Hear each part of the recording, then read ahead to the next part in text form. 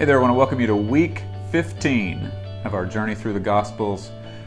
We are getting close to the end. We're going to finish up next week, and it's hard to believe, but this coming Sunday is Christmas. But today we are in John chapter 9, and have you ever heard the saying, "Here's mud in your eye," and wondered where that came from? Well, they don't really know for sure, but this passage that we're going to look at today could possibly be one of the origins of that saying. We see a story where Jesus heals a man that was born blind, and this is what it says, starting in verse 1. As he went along, he saw a man blind from birth. His disciples asked him, "Rabbi, who sinned, this man or his parents, that he was born blind?" "Neither this man nor his parents sinned," said Jesus. "But this happened so that the work of God might be displayed in his life. As long as it is day, we must do the work of him who sent me. Night is coming when no man can work. While I am in the world, I am the light of the world." Having said this, he spit on the ground, made some mud with the saliva, and put it on the man's eyes. "So, go," he told him, "wash in the pool of Siloam." This means sent. So the man went and washed and came home seeing. His neighbors and those who had formerly seen him begging asked, "Isn't this the same man who used to sit and beg?" Some claimed that he was, and others said, "No, he only looks like him." But he himself insisted, "I am the man." "How then were your eyes opened?" they demanded. And he replied, "The man they called Jesus made some mud and put it on my eyes. He told me to go to Siloam and wash, so I went and washed, and then I could see." "Where is this man?" they asked him. "I don't know," he said. Now, a couple of things that I want to look at in this passage. The first is the question that the disciples ask Jesus. They say, "Rabbi, who sinned, this man or his parents, that he was born blind?" In other words, they're saying, what's the cause of the blindness? I mean, their thought, obviously, somebody must have sinned because, sin causes sickness. So either he sinned and so he's blind, or maybe his parents were in sin when they conceived him and so now he's blind.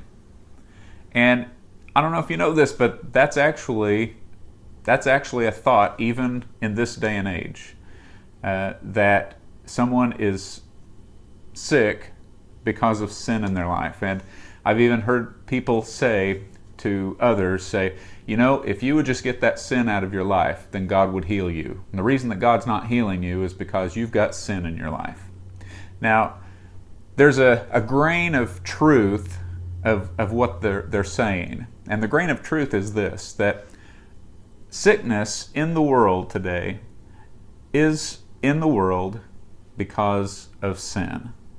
Because we live in a sinful world. I mean, if you go back to the Garden of Eden, when God created Adam and he put Adam and Eve in the garden, at that point they were perfect. There was no sin in the world, and there was no sickness. There was no pain and suffering. Thorns and thistles weren't growing yet in the garden.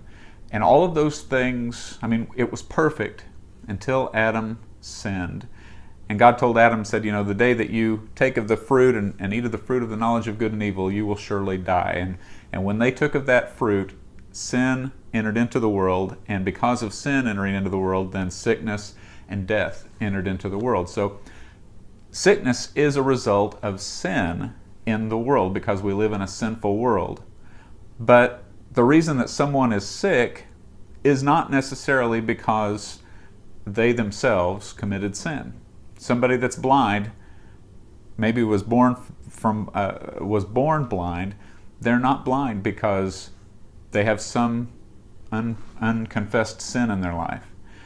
They're blind, just as a result of sin in the world, and so let's go on from there. The other thing is this, that it's interesting how Jesus healed. Look at the formula that Jesus used. Okay? Guy's born blind, and here's the formula. Get a handful of dirt, spit into your hand on the dirt, mix it all up into a muddy paste, take that mud and put it in the person's eyes, tell them to go wash off, and when they do that, they're healed. Now, after that happened, I wonder how many people tried that.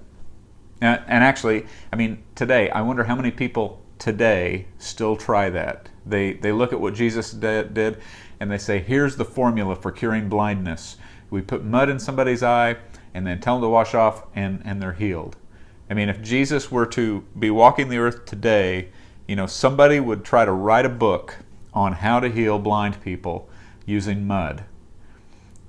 But the real thing is that when you look at the life of Jesus through the Gospels, you see him heal many times, and seldom, if ever, does he ever heal people the same way each time. And I think he did that on purpose because I think he knew that we would trust a formula more than we would trust God for healing. And so Jesus did it different ways. So you couldn't say, well, you can only heal people if you put mud in their eyes. No, because he healed somebody that healed them this way with mud. Then he healed them a different way another time, and then he healed this person this way, and he healed this person this way. And so nobody could say, hey, there's a formula. But now we have to trust God for healing. We believe that God still does heal today. We don't always understand why he heals this person and doesn't heal this person, or he heals this person in this way and not this way. We don't understand it always, but God still does heal. And we're thankful that he still does. And that's going to do it for today. And tomorrow we're going to be in John chapter 10. Hope you have a good rest of your day, and I'll see you tomorrow.